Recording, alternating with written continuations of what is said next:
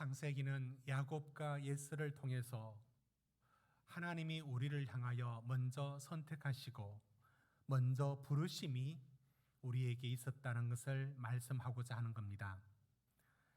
에서와 야곱, 이 두 사람을 통하여 창세기가 얘기하고 있는 것은 하나님의 구원에 대하여 먼저 하나님이 우리를 부르셨다. 먼저 하나님이 우리를 선택하셨다. 이해할 수 없는데 하나님이 예정하셨다. 이게 우리가 태어나기도 전에, 선과 악을 행하기도 전에 먼저 있었다. 이 이야기를 통하여 창세기는 무엇을 말씀하고 있을까? 그리고 그 창세기의 말씀을 로마서는 어떻게 해석하여 그 뜻을 우리에게 어떻게 전해주고 있을까? 오늘 저는 이 창세기 얘기를 로마서 안에서 읽어보고자 합니다. 먼저 창세기 얘기, 우리가 2주간 27장을 전했는데 에서와 야곱 얘기를 간단히 먼저 앞서 전하기 원합니다. 하나님은 이삭과 리브가에게 큰 자가 작은 자를 섬기리라 라고 하는 약속을 먼저 주셨고, 두 민족이 함께 나는데 한 민족은 강하고 한 민족은 약해질 것이다 라고 했습니다. 이것은 에서와 야곱이 태어나기도 전에 이삭에게 하나님이 리브가에게 함께 말씀해 주셨던 내용입니다. 그러나 이 하나님의 약속은 이 말씀을 받아 마음에 새겨야 되는 이삭에게는 특별히 그 말씀이 어떻게 다가오느냐면 그것이 하나님의 말씀으로 받아들이지 아니하고 갈수록 자기 마음이 에서에게 집착이 갔습니다. 에서에게 집착을 했던 이유는 성경에 나와 있지는 않지만 짐작하건대 이삭에게 없던 성품, 그거에 바로 자기가 낳은 20년 동안 기다렸다가 낳은 아들 에서가 자기가 바라던 모든 게 그거 다 갖고 있습니다. 대범하고 건강하고 사냥도 잘하고 이런 모습들을 이삭은 그 에서를 보면서 정말 사내답다는 마음으로 그를 마음에 들어 했고 말끝마다 우리 마지 이런 식으로 받아들였습니다. 그런 것뿐만 아니라 쌍둥이로 태어나도 그래도 순서가 있는 법이야. 이게 질서란 게 있는 거지 라는 마음 속에 이삭에게는 야곱이 눈에 들어오지 않았고 야곱의 마음에 아버지 이삭은 아버지는 왜 나를 이렇게 대할까?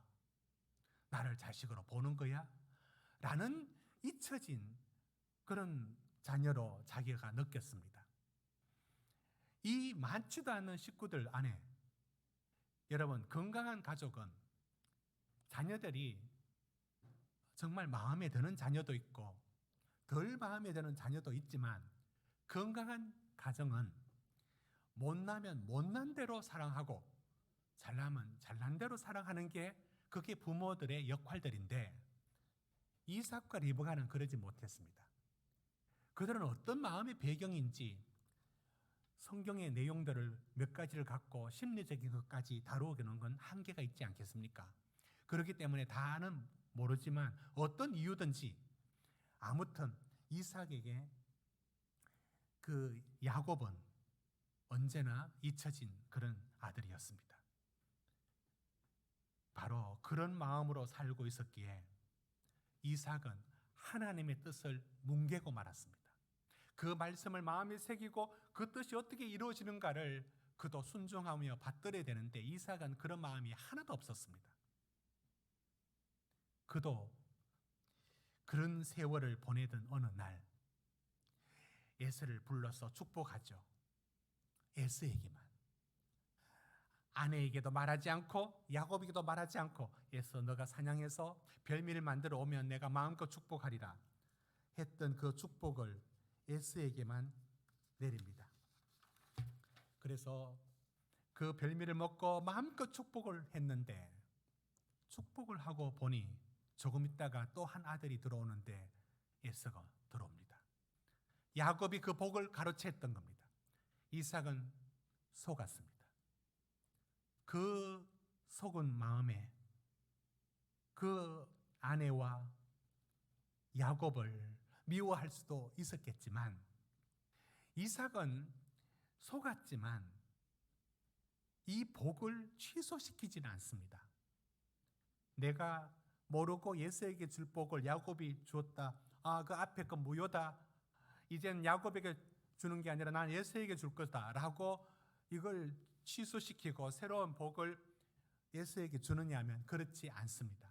예서가 지난주 읽었던 말씀처럼 아버지가 빌 복이 이거 하나밖에 없습니까? 나도 복을 빌어주면 안 됩니까? 라고 하는 그럴듯한 얘기를 아버지 이삭은 받아들이지 아니할 때 왜 그랬느냐면 비록 야곱이 그의 아내가 속여서 이 복을 가로챘지만 복을 주는 분은 하나님이신데 내가 그렇게도 에서에게 주려고 온 마음을 기울였지만 하나님이 야곱을 축복하시는데 감당 못하고 항복하는 겁니다. 이삭은 하나님이 야곱을 선택하시고 선택한 야곱을 축복할 때 그 하나님을 말리지 못하고 그냥 순종합니다. 그래서 그 복을 취소시키거나 예스에게 복을 빌지 않습니다. 이렇게 하여 결국 이삭은 부들부들 떨면서 알게 되었죠. 하나님 정말 놀랍습니다. 하나님 당신이 정한 사람을 복 주시고 그 사람을 하나님이 당신의 약속대로 그렇게 세워가는 것을 보고 그는 하나님의 놀라운 이 예정하심과 선택에 대하여 이삭이 받아들이고 두려워하게 되죠. 여러분 이것이 창세기 얘기입니다. 창세기 얘기가 한마디로 무엇을 얘기하느냐면 야곱을 선택한 얘기입니다.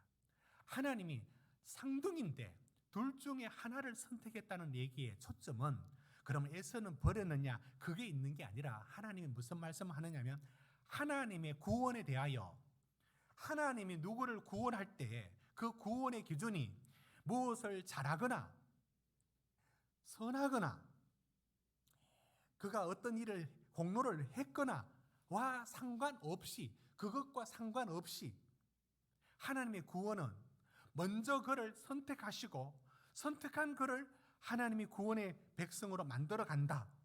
이게 에스가 아니고 야곱이다 라고 할 때 그 야곱을 하나님이 구원했었다라는 이 이야기 속에는 야곱이 뭘 잘했느냐 못했느냐가 하나도 중요하지 않는 하나님이 먼저 예정하시고 선택했다는 얘기를 창세기가 하고 있습니다.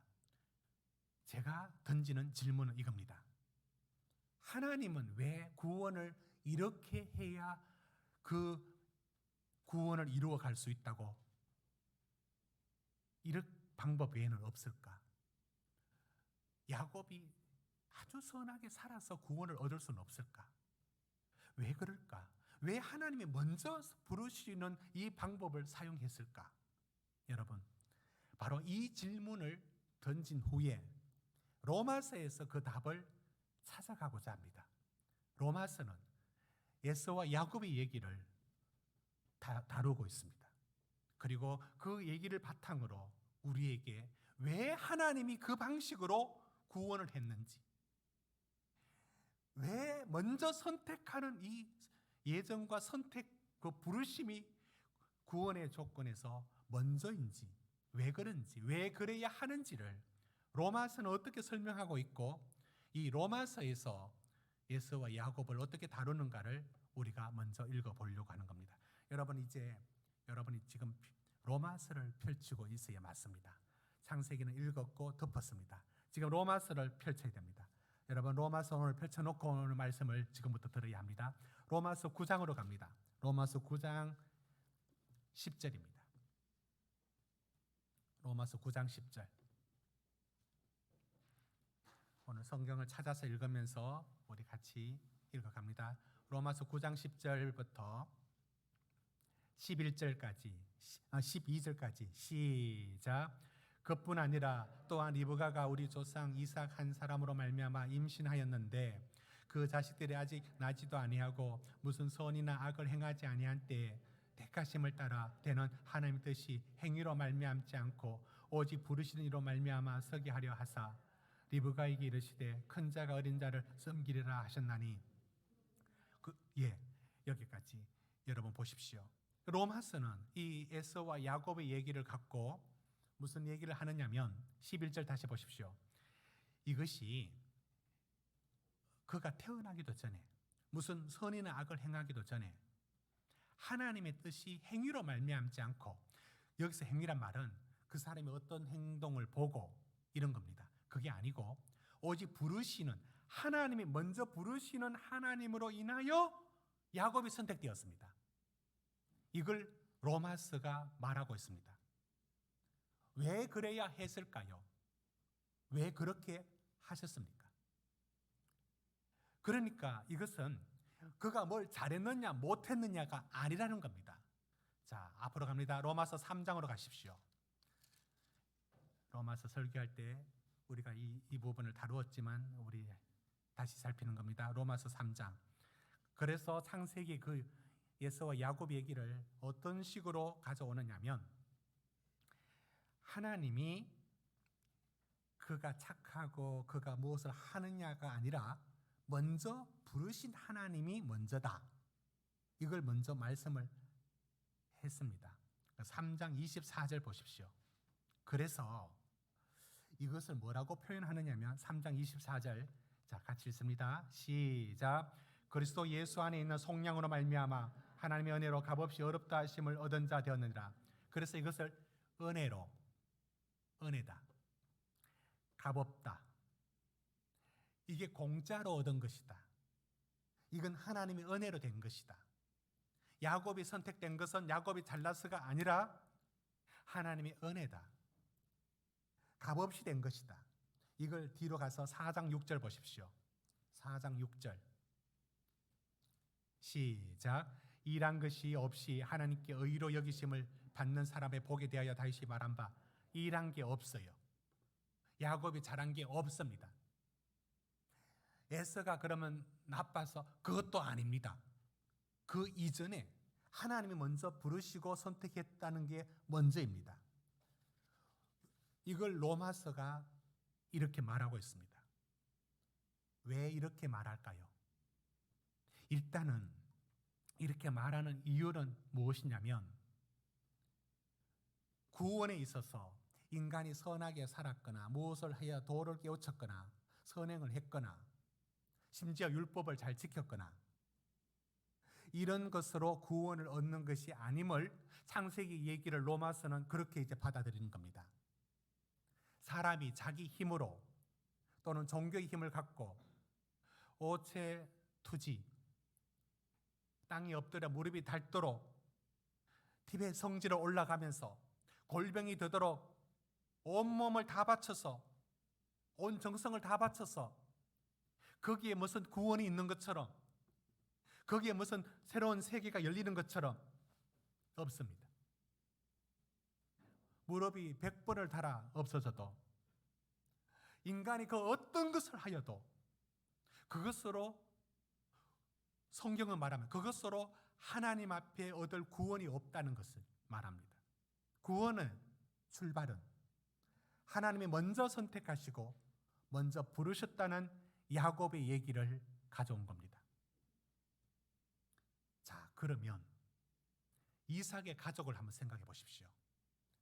이삭, 리브가, 에서, 야곱. 여러분, 이들은 하나님의 뜻을 받들기에 합당했느냐? 전혀 그렇지 못합니다. 이삭은 결국은 한 인간으로 아들 에서한테 완전히 푹 빠져버리는, 그래서 편애하고 마는, 균형을 다 잃어버리는 부족한 한 인간, 한 아버지로 등장합니다. 그는 믿음의 완벽한 어떤 모습이 아니라 그저 결국 하나님의 뜻과 상관없이 에서에게 복을 빌려고 들었던 이삭, 그게 인간 이삭이었고, 리브가는 굉장히 믿음 있는 사람으로 알고 있지만 그 역시 남편을 속이는 방법으로 그 조급함을 못 이겨 하나님 앞에 그 야곱의 받을 그 복을 거짓말과 속임수라는 방식으로 결국은 일을 이렇게 해내고 맙니다. 야곱 팥죽 한 그릇으로 장자권을 살려고 드는 이 야비한 방법, 그리고 야곱의 삶에 드러났던 남의 인생을 발꿈치 잡는 인생에서 그 분노를 못 이겨 동생을 죽이려 드는 여러분, 이삭의 가족은 오늘 살펴보기 힘들 만큼 정말로 제대로 된 가정이 아니고 역기능적인 가정이고, 이런 네 사람의 등장은 결국은 이들이 선택했던 일들은 이것 때문에 야곱이 복을 받았습니까? 복은 고사하고 20년 동안 집을 떠나 라반 밑에서 죽을 고생하고 살아가는 그 비참한 인생이 되고 맙니다. 그러니까 실패하고 불행밖에 없습니다. 결국 인간이 만들어내는 작품은 불화, 다툼, 시기, 죽음, 이런 것밖에 없다는 겁니다. 창세기는 이삭의 가족을 이상화시키거나 그렇게 미화시키지 않습니다. 봐라, 이 모습 그대로다. 여러분, 성경에 아브라함을 믿음의 조상으로 얘기를 하고자 하면서도 아브라함의 얘기 속에서 애굽으로 가지 말라 했는데 애굽으로 내려간 얘기, 내려가서 아내를 누이라고 거짓말했던 얘기, 그것도 2번이나, 하갈을 통하여 약속의 자녀를 기다리지 못하고 이스마엘을 낳았던 실수와 실패의 얘기, 왜 그걸 담습니까? 왜 그 얘기를 담아내고 있습니까? 창세기의 이야기들은 무엇을 말하고 있느냐? 이게 인간이라는 겁니다. 인간은 스스로 가만히 두었을 때 절대로 하나님을 찾거나 하나님 앞에 구원에 이르는 사람이 될 수가 없다는 것을 말합니다. 로마서는 이런 인간의 모습을 왜 이러냐? 왜 인간은 하나같이 이러냐? 왜 이러냐? 이렇게 로마서는 말합니다. 여러분, 이제 로마서 앞으로 갑니다. 오늘 로마서를 왔다 갔다 해야 합니다. 로마서 1장으로 갑니다. 로마서 1장 18절. 인간 안에 무엇이 들어있다라는 겁니다. 이삭을 통해서 그 창세기에 등장하는 사람들의 속에서 뭐가 들어있느냐?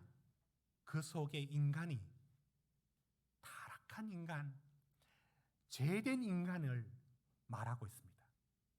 어떤 모습인가요? 이것이 로마서 1장 18절부터 얘기하는데, 여러분 21절을 같이 읽어봅시다. 1장 21절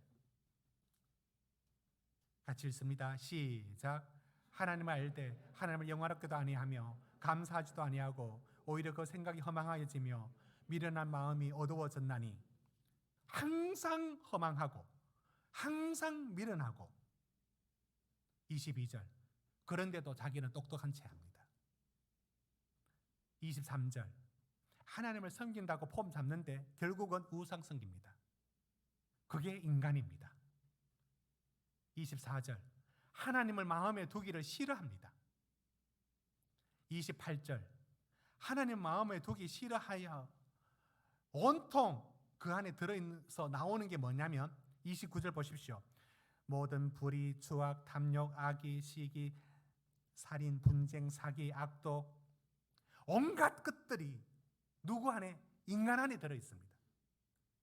성경은 창세기에 등장하는 인물들 속에, 그리고 그 속에 등장하는 사람들의 그 인간이 어떤 인간인지를 말합니다. 인간 안에는 죄가 있다는 것을 말합니다. 그 죄는 다른 것이 아니라 하나님을 찾지 않습니다. 하나님 앞에 허망하고 미련하기 그지없습니다. 그런데도 자기는 똑똑한 채 합니다.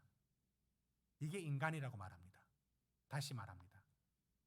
그러면 한마디로 말하면 성경이 말하는 인간은 어떤 인간이냐? 뒤로 갑니다. 3장 23절 우리 같이 읽읍시다. 3장 23절. 창세기 얘기를 로마서는 어떻게 받아들이냐, 제가 이제 말씀을 드리는 겁니다. 자, 23절 어떻게 말합니까? 시작. 모든 사람이 죄를 범하였으며 하나님의 영광, 하나님 앞에 모두가 죄에 갇혀 있다는 것을 말합니다. 이삭의 가정도 마찬가지입니다. 그들은 구원을 얻을 힘이 하나도 없습니다. 야곱이 착하게 살아서 하나님 앞에 선하게 살아서 구원했다, 그 얘기가 아니고요. 왜 성경은 야곱을 먼저 부르시는 것으로 야곱의 구원을 얘기할까요? 하나님의 자녀가 될 때에 그 자격의 요건이 어떤 행동과 어떤 걸 잘하느냐 못하느냐를 보고가 아니라 왜 먼저 하나님이 선택하시고 부르시는 게 먼저냐라는 이 이해 못할 예정이 먼저냐고요. 왜 선택이 먼저냐고요. 왜 그럴 수밖에 없었느냐고요.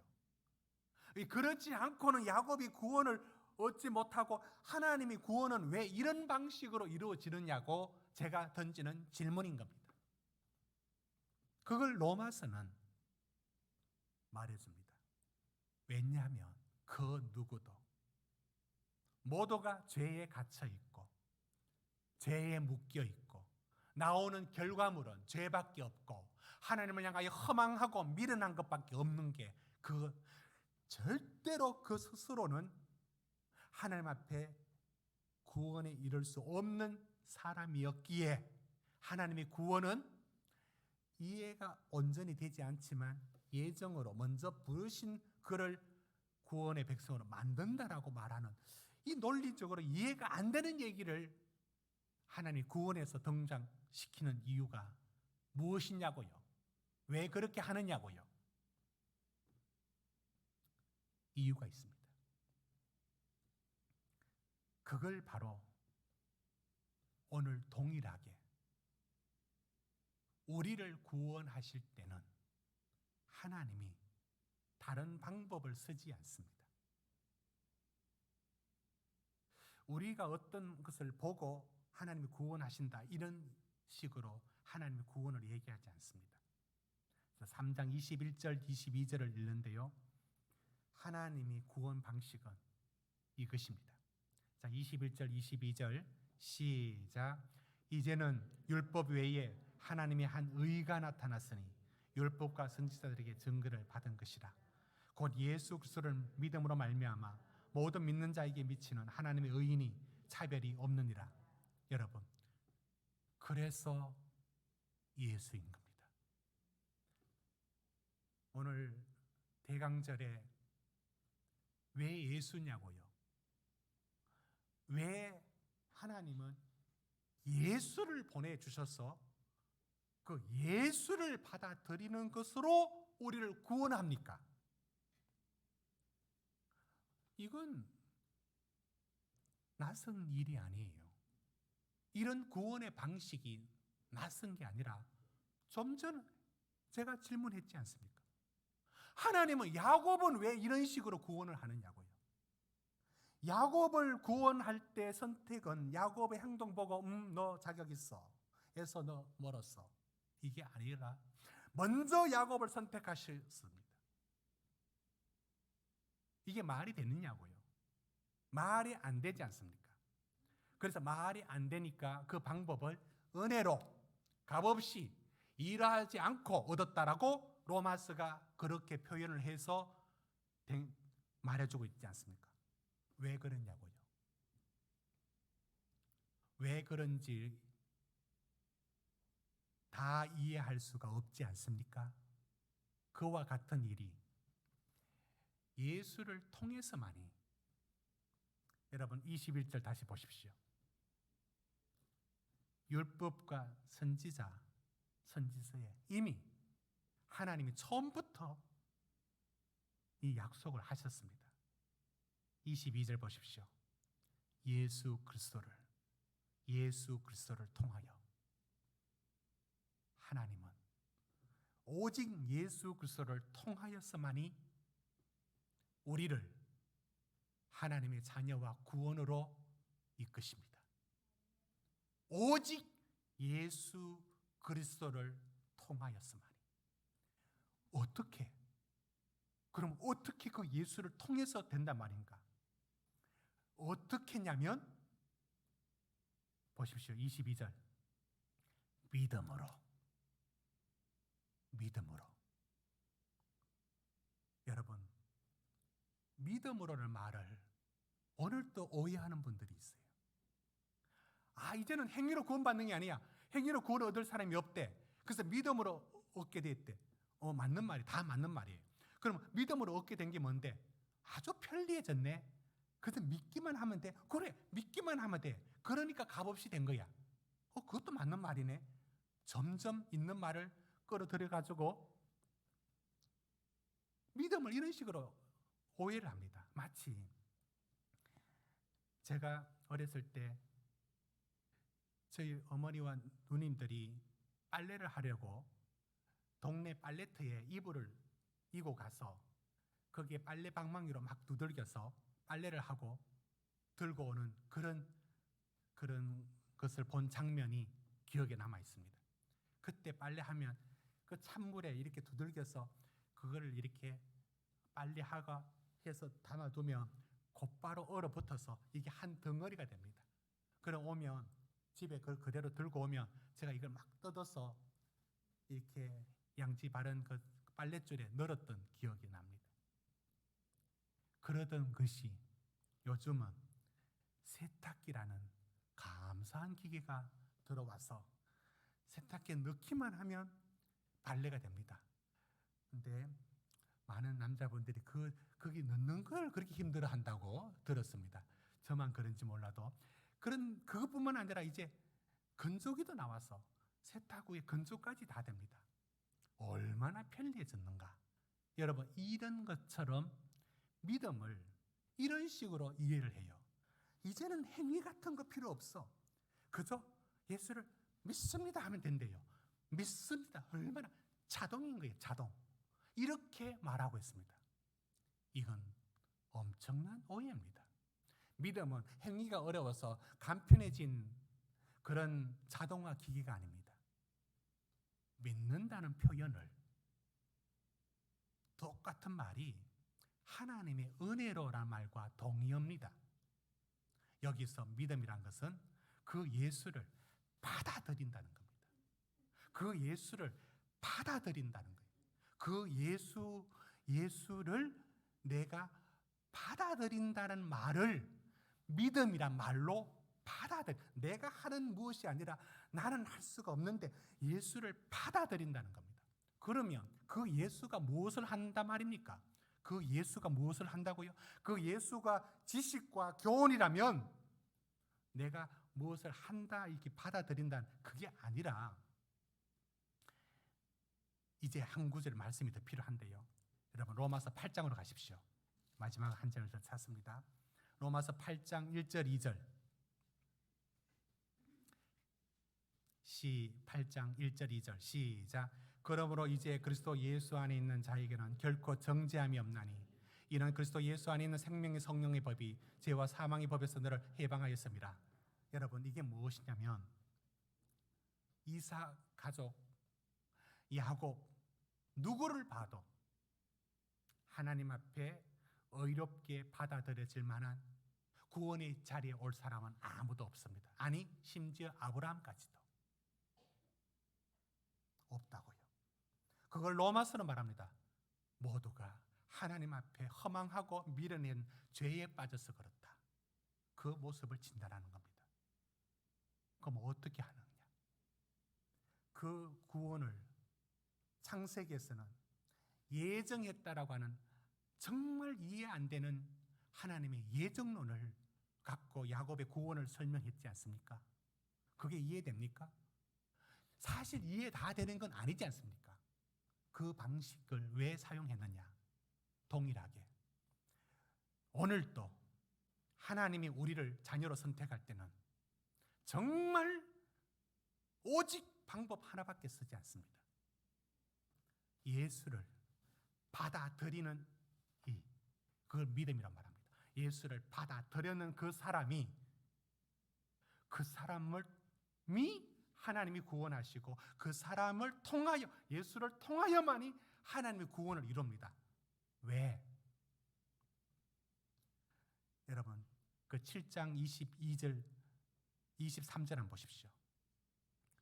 우리 안에는 끝없는 죄가 하나님을 향하여 허망하고 미련하게 끊임없이 사로잡아 갑니다. 우리는 방법이 없다고요. 오직 방법이라고는 하나님이 우리 안에 들어와서 우리를 구원하는 방법밖에 없습니다. 먼저 야곱을 선택했던 하나님의 구원의 방식이 오늘 우리에게는 예수님의 영을, 8장 2절 보십시오. 예수의 영을 우리에게 주어서 8장 3절, 여러분 3절 같이 한번 읽어봅시다. 시작. 율법이 육신의 말로 말미암아 연약하게 할 수 없는 그것을 하나님은 하시나니 그 죄로 말미암아 자기 아들을 죄 있는 육신의 모양으로 보내사 육신의 죄에 정하사. 하나님은 우리는 할 수가 없는 존재로, 모두가 죄를 범하였음이라는 존재이고, 우리가 이삭이고 우리가 야곱이고 우리가 리브가이고 우리가 에서입니다. 그 누구도 하나님 앞에 도달할 사람이 없습니다. 그때 하나님의 구원의 얘기가 왜 야곱을 먼저 선택하는 것으로 야곱의 구원을 이어갑니까? 이 이야기가 오늘날엔 동일한 그 이삭이며 리브가이며 에서이며 야곱인 우리 죄인이 우리 힘으로 하나님께 도달할 길은 없고 오직 하나님의 방법, 그게 예수님이 우리에게 지식과 교훈이 아니라 무엇으로? 영으로. 예수를 믿는다는 것은 예수의 영을 받아들이는 겁니다. 예수의 영을 받아들였습니다. 여러분 8장 9절 한번 보십시오. 그래서 뭐라고 얘기하는가? 8장 9절 시작. 만일 너희 속에 하나님의 영이 거하시면 너희가 육신에 있지 아니하고 영에 있나니 누구든지 그리스도 영이 없으면 그리스도의 사람이 아니라. 예수를 믿는다는 것은 그리스도의 영을 받아들이는 걸 말합니다. 하나님의 구원이 예수 그리스도를 통하여 이루어집니다. 이제 저는 오늘 말씀을 맺으며 우리 자신에게 이 질문을 던집니다. 여러분에게 예수 그리스도는 어디 있습니까?